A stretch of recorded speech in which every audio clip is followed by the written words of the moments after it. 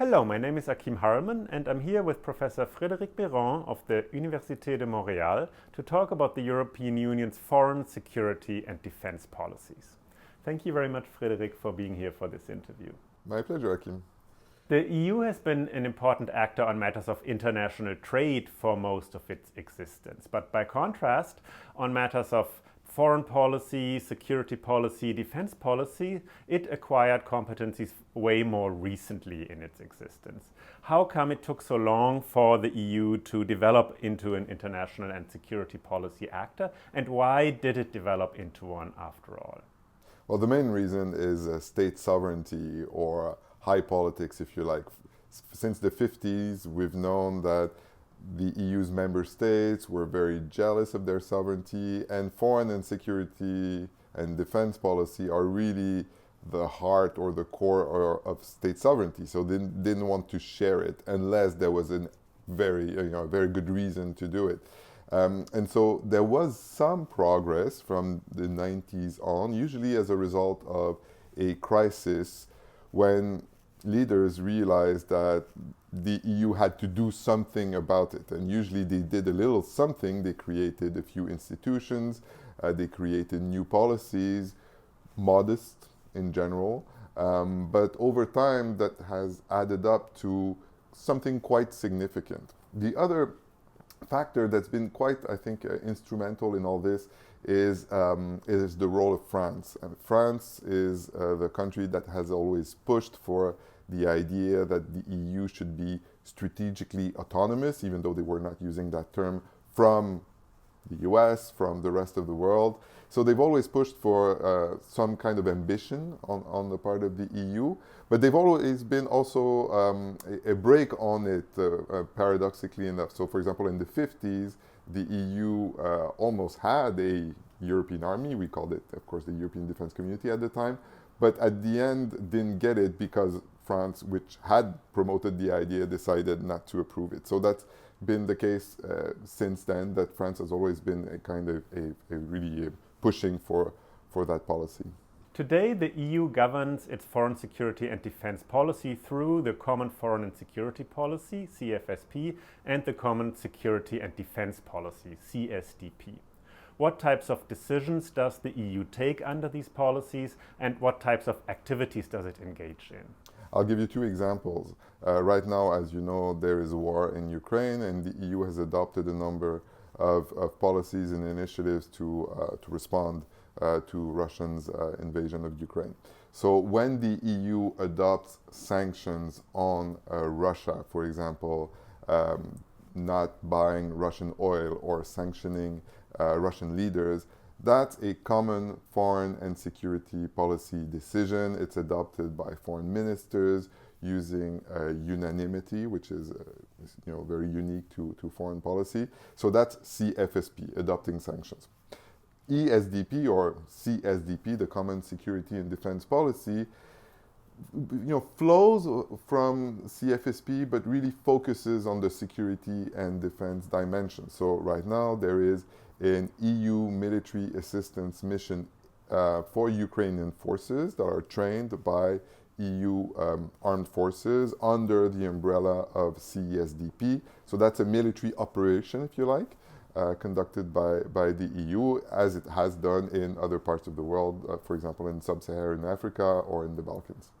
How effective are the EU's decision-making processes under the CFSP and CSDP, and who are the main actors in them? Well, they are not very effective, one could say, for constitutional reasons.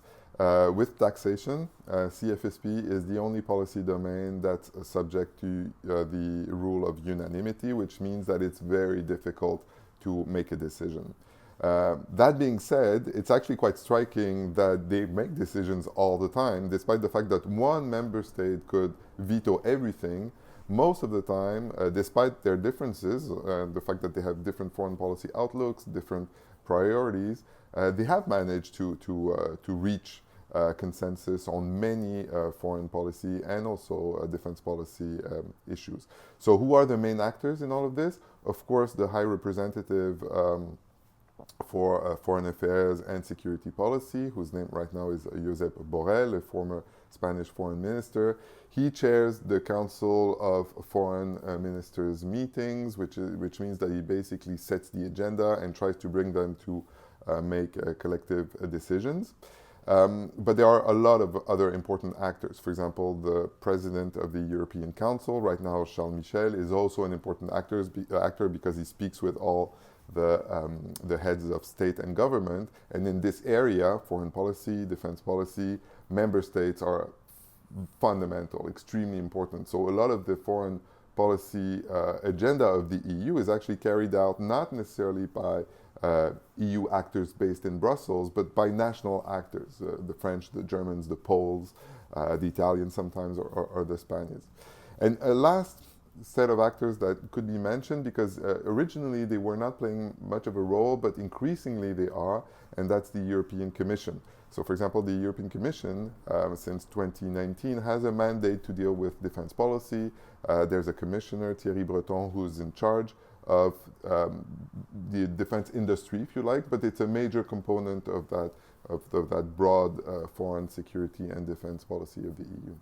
If you compare the EU's foreign policy making under the CFSP and CSDP to foreign policy making in Canada, what points of similarity and difference emerge? Well, on substance, they are very similar. If you look at all the major global issues, from the war in Ukraine to climate change to trade, we see that Canada and the EU are like-minded most of the time. But there are differences in the way that foreign policy is carried out, and the comparison is actually quite interesting. So Canada is a state. It's a state that sits at the United Nations, so it does have, the federal government has foreign and security and defense policy prerogatives, whereas the EU is not a state. It's an international organization that's made up of states which, like Canada, have a foreign security and defense policy agenda. But where the comparison is interesting is that in the EU, we've seen that there's been a sort of upgrading or upscaling of foreign security and defense policy to the EU level, which means that member states keep their sovereignty, but they pool some of it at the EU level, and they have to basically share that collective responsibility. In Canada, it's in a way kind of the opposite, where, for example, provinces have acquired, especially the province of Quebec, but also other provinces, have acquired some foreign policy prerogatives, not defense policy, but some foreign policy prerogatives. And they use the same argument. The idea, both for the EU and for provinces, is that if you're competent on certain issues at the domestic level, you should be able to project this competence on the global stage. So if the EU is competent on some, for example, transportation at the EU level, then it should be allowed to have an international transportation policy, in the same way that if the province of Quebec is competent on immigration, it should have some foreign policy based on this domestic competence. So that's an interesting, I think, comparison to make between the two different units. You've already mentioned Russia's invasion of Ukraine in 2022, which indicated that the EU cannot ignore international security challenges. Has the war in Ukraine helped the EU become a more effective actor in the CFSP and CSDP and to become a stronger global player? The war in Ukraine has been a major game changer, and I would argue the biggest event in the history of the EU's foreign and security and defense policy since the 50s. I mentioned at the outset that usually there's been some progress, some institutional progress when there was a crisis to deal with. This is the biggest geopolitical crisis that the EU has had to deal with since the 50s. And at the beginning, if you remember, Hakim, it wasn't clear at all that the EU was going to do anything. A lot of people were saying the EU member states will be divided. This is what Russia is trying to do. The EU is not geared to deal with a military invasion. But it's moved very quickly. It's been spending billions of euros basically supporting Ukraine, sending weapons, adopting ever more ambitious sanctions on Russia. It's become something like a geopolitical actor. It's also really moved quite quickly on building up its defense policy. So it's been a game changer. That being said, two things need to be taken into consideration. First, it's only the beginning, so it's not clear yet that the ambitions will be fulfilled 5 or 10 years from now. Maybe it'll be only one moment, and as in the past, it will kind of stabilize and not much will come out of it. And the other important thing to mention is that NATO, which is the big transatlantic security and defense organization, has had an even bigger role, one could argue.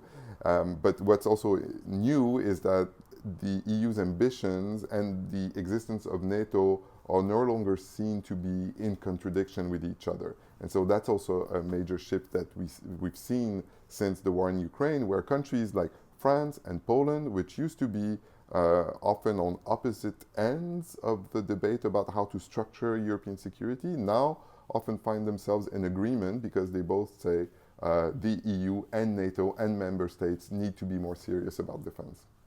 Thank you very much, Frédéric, for being available for this interview.